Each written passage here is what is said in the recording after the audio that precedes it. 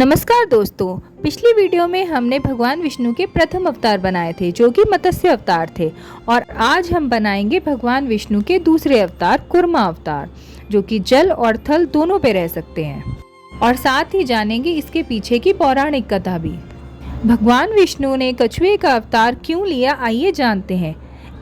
एक बार महर्षि दुर्वासा पृथ्वी पर भ्रमण कर रहे होते हैं और उन्हें एक स्त्री के पास मन और वातावरण को सुगंधित करने वाली एक पारिजात के पुष्पों की माला मिलती है और वह उस माला को लेकर देवराज इंद्र के पास स्वर्ग पहुंच जाते हैं और वहां पहुंचकर यह भेंट देवराज इंद्र को दे देते हैं। परंतु देवराज इंद्र यह पुष्प की माला उनके अरावत हाथी को पहना देते हैं। अरावत को पुष्प की माला की सुगंध सहन नहीं होती है और वह उस माला को निकाल कर फेंक देता है और पैरों के नीचे कुचल देता है। और यह देख महर्षि दुर्वासा ऋषि इतना क्रोधित होते हैं कि देवराज इंद्र को श्राप दे देते हैं कि जिस स्वर्ग के वैभव का तुझे अहंकार है वह तुझसे छिन जाएगा और तू स्वर्ग विहीन हो जाएगा।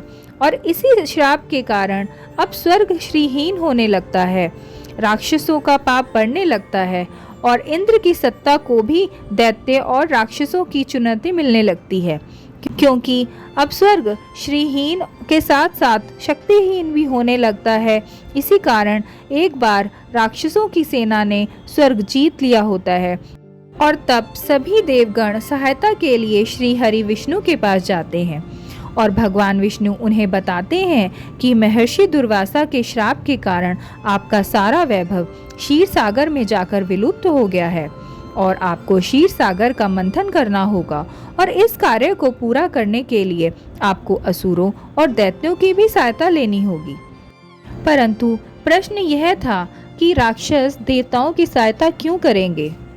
परंतु मंथन से निकलने वाले अमृत और अनेक रत्न और आभूषणों की लालसा में राक्षसों ने देवताओं के साथ मंथन के लिए संधि कर ली।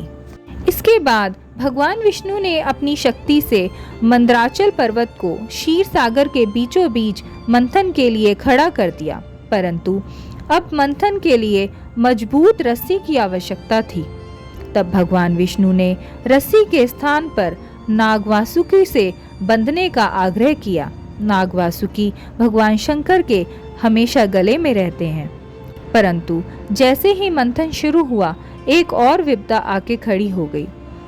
मंदराचल पर्वत मंथन से नीचे क्षीर सागर में डूबने लगा।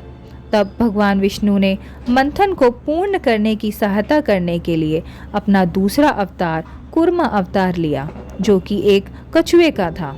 उन्होंने कछुए का रूप धारण करके मंदराचल पर्वत को अपनी पीठ पर रख लिया।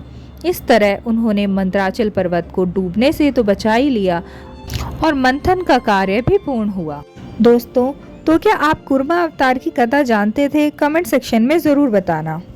नेक्स्ट वीडियो में मैं इसी का पार्ट कंटिन्यू करने वाली हूँ, जिसमें आपको पूरा मंथन का सीन दिखाऊंगी क्ले आर्ट से, जिसमें मंदराचल पर्वत होगा, एक साइड देवता होंगे, एक साइड राक्षस होंगे और वह मंथन करते हुए पूरा सीन होगा। तो मिलते हैं नेक्स्ट वीडियो में एक सुंदर सी मंथन की झांकी के साथ, ऐसे ही इंटरेस्टिंग क्ले आर्ट्स के लिए और इसके साथ ही पीछे की पौराणिक कथाओं के लिए मुझे सब्सक्राइब करना ना भूलिए। जब तक के लिए बाय बाय।